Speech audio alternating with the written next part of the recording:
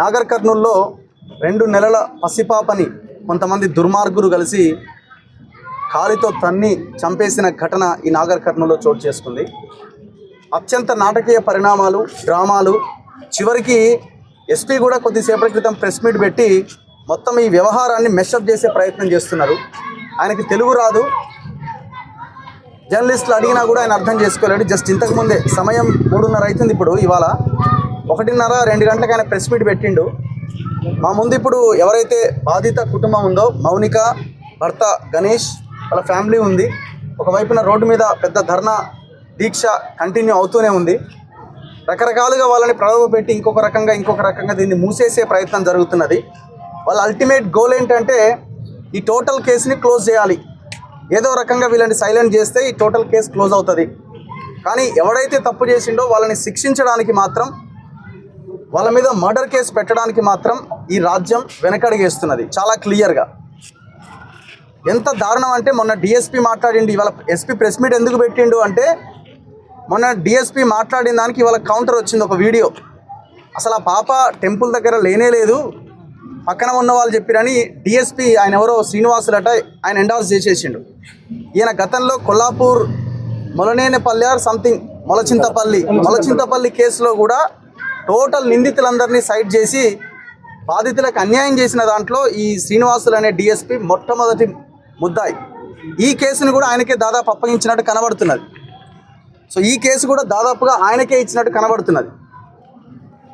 So ఇప్పుడు SP ఎందుకు press మీట్కి వచ్చిండంటే DSP ఏమన్నాడు, పాప అక్కడ లేదని పక్కన ఉన్న వాళ్ళు చెప్తున్నారని చెప్పడంతో ఈ ఎస్పీ తెర మీదకి వచ్చిండు.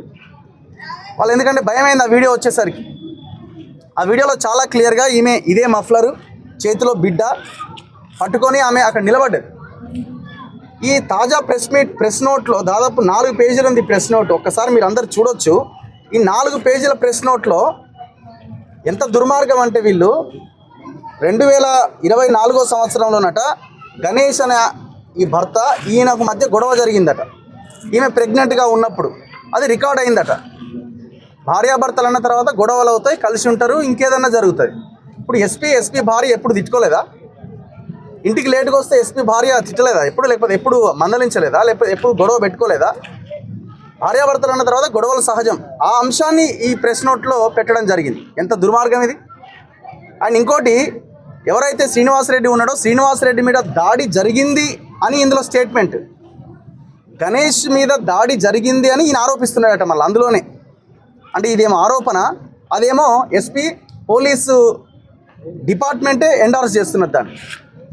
ఈ రకంగా మాట్లాడుకుంటూ వెళ్తే అన్ని పచ్చి బూతులు ఉన్నాయి ఇందులో. చివరికి వీళ్ళు ఏం చేస్తున్నారంటే పాప యొక్క హెల్త్ బాగాలేదు, ఆమె ప్రీమెచ్యూర్ బేబీ, 31st వీక్లోనే ఆమె డెలివరీ అయింది, 31st వీక్లో ఆ పాప జన్మించింది. కాబట్టి వాళ్ళకి రకరకాల ఇష్యూస్ ఉన్నాయి ఆ పాపకి.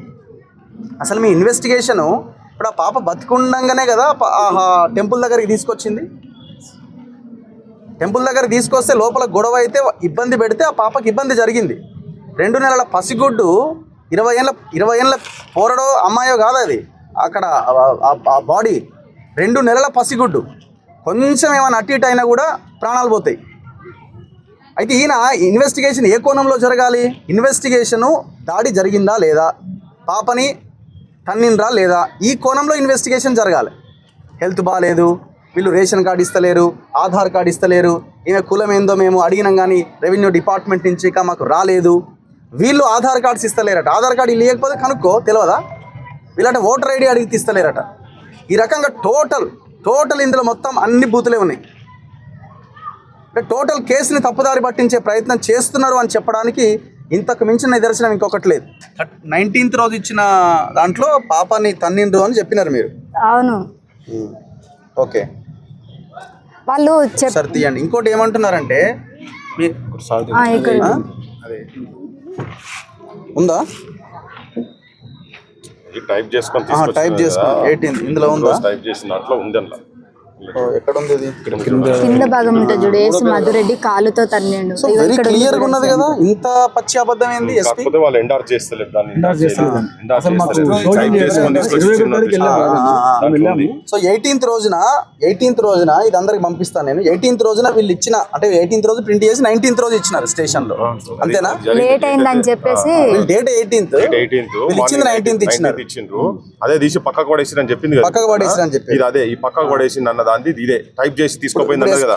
ఇప్పుడు ఆమె చెప్పిన తర్వాత నేను తీసిన, అప్పటిదాకా నా దగ్గర ఉంది.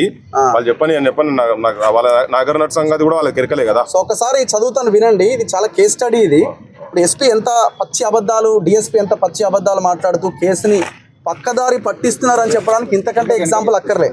ఎస్పీ ఇచ్చిన దాంట్లో 4th పేజ్లో ఉన్నది, ఏమని ఉన్నది? 18/2/2026 తేదీన గణేష్ ఇచ్చిన మొదటి కంప్లైంట్లో తన భార్య మరియు పాపల మీద దాడి గురించి ఎలాంటి ప్రస్తావన లేదు అన్నాడు. మరి 19th రోజున వీరు కంప్లైంట్ ఇచ్చినారు కదా, మరి 19th రోజున కంప్లైంట్ ఇచ్చిన దాంట్లో ఉంది అని రాయాలి కదా. ఏమన్నాడు దాని తర్వాత? శ్రీనివాసరెడ్డి తన భార్య పైన కులం పేరుతో తిట్టినట్టుగా కూడా గణేష్ పిటిషన్లో లేదు. ఇక తర్వాత మొత్తం దాన్ని సైడ్ ట్రాక్ పట్టించినాడు. తర్వాత ఎప్పుడైతే చనిపోయిందో అప్పుడు వచ్చి వీళ్ళు పాప గురించి మాట్లాడిరని అంటున్నారు. అయితే ఈమె ఇచ్చిన కంప్లైంట్లో 19th రోజు ఇచ్చిన కంప్లైంట్లో చాలా క్లియర్గా ఉన్నది. ఇద్దరిని కలిపి ఇష్టం వచ్చినట్టు కొట్టుకుంటూ నా చిన్న కొడుకు గణేష్ పెద్ద ఫోనును తీసుకొని మీ తల్లి మీ అమ్మ ఇచ్చినటువంటి కంప్లైంట్ ఇది.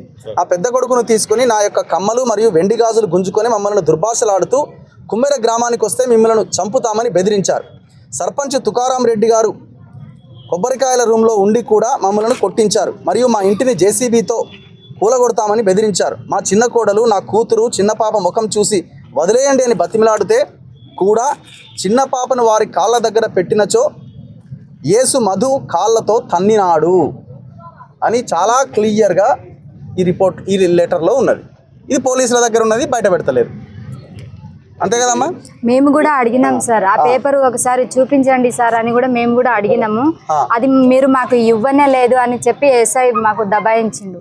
అసలు మీరు పేపరే ఏది ఇవ్వలేదు, మాకు 2 ఇచ్చిరు అని చెప్పేసి దబాయిస్తారు. ఇక ఈ పేపర్ మాత్రం చూపించట్లేదు, అసలు లేదు అని మాత్రమే చెప్పి. ఈ పేపర్ ఎవరికి ఇచ్చినారు? ఎస్ఐ సార్కి ఇచ్చినారు. గోవర్ధన్ సార్ ఉన్నారు కదా, గోవర్ధన్ ఎస్ఐకి గోవర్ధన్ సార్కి ఇచ్చినాం. ఇప్పుడు 19th రోజున సీసీ కెమెరా ఫుటేజ్ తీస్తే మొత్తం బయటకు వస్తుంది కదా, వాట్ ఈస్ వాట్ అన్నది వీళ్ళు ఇచ్చినా లేదని తెలుస్తుంది కదా, తెలిపోతుంది కదా. వీళ్ళు ఇచ్చినా లేదని తెలిపోతుంది, అది బయట పెట్టవచ్చు కదా. లోపల సార్ వాళ్ళ రూమ్ ఉంది కదా, సార్ వాళ్ళ రూమ్ లోనే ఇచ్చినారు. సో ఇంకొకటి, మీరు ఐడి కార్డ్స్ ఇస్తలేరు, ఆధార్ కార్డు ఇస్తలేరు. ఎవరు ఇప్పుడు ఆమె కులం గురించి మీరు ఎస్సీ అన్నారట కదా. సో మీరు ఎస్సీ అంటే మీరు కులం సంబంధించినవి ఏవి కూడా సబ్మిట్ చేస్తలేరని అంటాడు. ఎవరు అడిగారు సార్ మాకు వచ్చి, మాకు కావాలి అని మమ్మల్ని అడిగింది ఎవరు అడగండి, మేము ఎవరి దగ్గర మేమే పోయి ఇవ్వాలా? మా కులం ఇది, మా గోత్రం ఇది అని చెప్పేసి మేమే పోయి ఇవ్వాలా? వాళ్ళు అడగాలి కదా మమ్మల్ని, అడగమను ఇస్తాను. అడిగినా ఇవ్వట్లేదు, ఇందులో వీళ్ళు సహకరిస్తలేరని రాసుకుంటూ వచ్చినాడు ఈయన.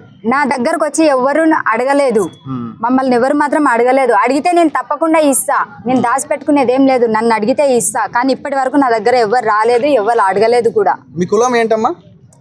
ఎస్సీనా?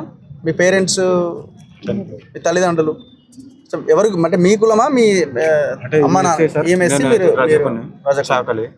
ఓకే.